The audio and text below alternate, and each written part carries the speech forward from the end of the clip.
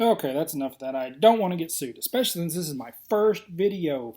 Hello out there, this is Comic Ed, and like you all, I'm sitting around doing the social distancing, staying in my home, keeping everybody safe. But also, like you, I'm sure that I'm, losing your minds because right now you cannot get out to your local comic book shops. You can't support them. You can't complete your subscriptions, and you can't dig through those wonderful, glorious back issues and find those great keys, those great spec books, and great additions to your collection. I've been doing this for a long time. I started collecting back in the late 80s when the first Batman movie came out. As you see, my friend there is overwatching our proceedings. And that was the time I really got into this and started a collection, started pulling books, started digging through back issues. And, like you all, I'm probably using this as a good time to make lemonade out of lemons. And I'm digging through my collection, sorting things, rebagging, updating, all those kind of lovely things that we do.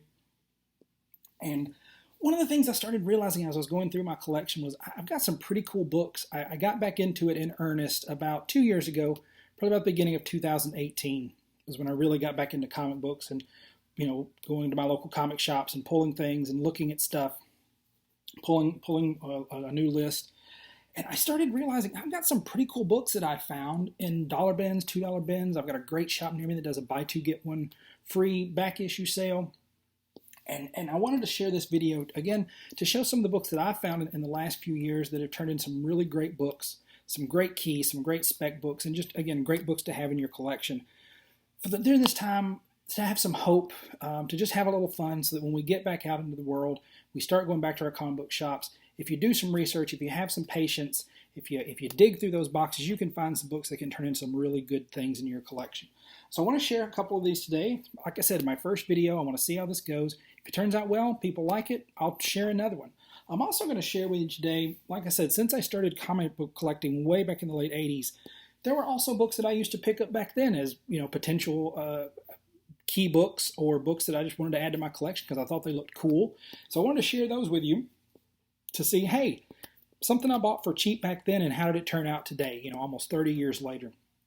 The other thing I'm going to share with you, again, not to be too braggadocious and not to make it sound like I hit the ball out of the park every time with this, I want to share a book with you also that I probably got a little overzealous, paid a little too much, but you know what? Hey, if it's a book that you like, if it's a cover you like, if it's an artist you like, if it's a story that you like, you're all in good shape, right? Would we agree on that? I think so. So let me start this with a couple books that really have gotten a lot of hype in the last few years because they're the potential next Marvel characters. And one person in particular who we've potentially seen in some of the MCU movies, and that's Kate Bishop, the young Hawkeye. Now, I'm not going to tell you that I found Young Avengers #1 by any chance in any of these dollar bins, but I did find this beauty in a $2 bin. This is Young Avengers #12, and this is the first time that Kate Bishop is referred to as Hawkeye. So this is a really cool book, and again, got it for $2, so that's really kind of cool. Pretty excited about that. Another book that I'm going to share with you is a Young Avengers #10, that I also found in a $2 bin, and this is one of Kate Bishop, one of her early cover appearances. A really cool cover. Very early cover appearance of her, so kind of neat, liking that one as well. Another one that I got here, and I'm really excited about this one, I found this in a dollar bin. And while this character has cooled off a little bit from the abysmal movie that he came out and was in, he's still a key X-Men villain. He's still a really cool character, and he still has a lot of potential in future X-Men movies and the X-Men comic book as well. But again, I ran across this in a dollar bin, X-Factor #5. Now, not the first appearance of Apocalypse, of course, but his cameo appearance. And again, still a nice book, pretty cool cover with the all white, hard to find in really good shape, but this one's in fantastic condition. Again, first cameo appearance of Apocalypse, really cool book. And again, I ran across that in a dollar bin. Super cool. Now, this one I have to share is a run. It's a set that I got, found all of these except one in a $2 bin. And I'm just going to share them all up here, but it's again a character that has a lot of potential with the Marvel Universe, and especially with the Guardians of the Galaxy 2 came out, they really started hyping this character, but it's Adam Warlock. And I found this run, this is the Jim Starlin run from the Warlock series, and I got these issues in that set, #15, number 14, number 13, number 12, number 11, 11sies, and number 9. All of these were in a bin for $2. Really great condition, great books, great story, very important if you're into that warlock character. And, you know, I couldn't find number 10. They didn't have number 10. I later found it in another shop, not for $2, but made that entire run of issue 9 through 15 of some really good stuff, the Jim Starlin run. Great books. Really excited to have found those for $2 a piece. Next I want to share is another cool book. If any of you know about this one, early in the Infinity Gauntlet series that came out in 1991, that of course Avengers Endgame and was based upon, in that original story, Thanos is doing a lot of this for death, and so I found this book for $4. It was one of those buy two get one free books. It's War is Hell, number 10, and this is the second or an early appearance of Death. I believe it is her second though. Appearance of Death, of again whom Thanos was doing all of this work to impress her. So I found this one. It's not in great condition. It's probably a mid-grade condition. But again, $4, really cool book, a neat cover appearance of Death, really cool character in the Marvel Universe. The next one I found, and this is really cool. This is, again, hope, thinking about things, look different places, be unique. Found this at a horror convention. Some folks had a box of comics sitting out on the front. I think I bought 10 books for $5. Excuse me. 10 books for $5, and this was one of them. It's Venom Carnage Unleashed, number 3. Really cool cover. It's been homaged a few times. A really scarce one, hard to find book.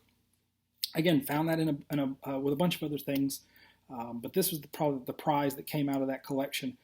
Cool cover, great book. Again, got it for, what was that math? About 50 cents. So really cool. This one, again, got a lot of hype because of the Marvel movies. You're kind of picking up a theme here with that. Especially with Captain America and some of the scenes that we saw initially from that movie where there was rumors that she might become binary in the movie. It didn't come to fruition, but you never know. Still, started looking, found some books, and I found Uncanny X-Men 164, which is the first appearance of Binary. Carol Danvers is Binary. Got this book for, I think it was $3 or $4. So, a really cool book. Great potential for the character, again, in the comics or in the movies. And again, just a nice book to add to the collection as well. Another one I got, just super fun. You gotta love this character. And again, a movie is what got him back into the limelight. But if you're a comic book fan in the 80s, you know this character very well. And this is the Ultimate Civil War Spider-Ham. You all love this guy from the Miles Morales Ultimate Spider-Man animated feature. But this one is just so funny because, anything with Spider-Ham is so great, but this one is super great because the adventure is he's trying to find his missing thought balloons. So really cool, really fun, kind of a knockoff of the whole Civil War issue. And again, found that in a $2 bin. The next one I have, and once again, we got some repetition here. There's a lot of rumor about this character with the upcoming Loki Disney Plus series. And this is the first appearance of the female Loki in Thor number 5. And this is really cool because it is the variant cover by J. Scott Campbell. Again, found this in a $2 bin. Pretty excited. If nothing else, that cover is really cool. And who knows where that could go with a female Loki. So really, really excited to have that in the collection as well. Couple more. This one I'm so excited to have gotten. Like I said, I got back into comic books in 2018, beginning of 2018, and one of the things I started doing is I pulled out some handy-dandy Overstreet price guides and just started looking through, thinking, what are some books that I would like to add to my collection? And so I would pull it open, look at a series, read through and see, are there any first appearances, cool covers, cool artwork, anything happened in these books that is of worthwhile. And I ran across this one, and I thought, let me see if I can find it. It sounds really cool. Why not?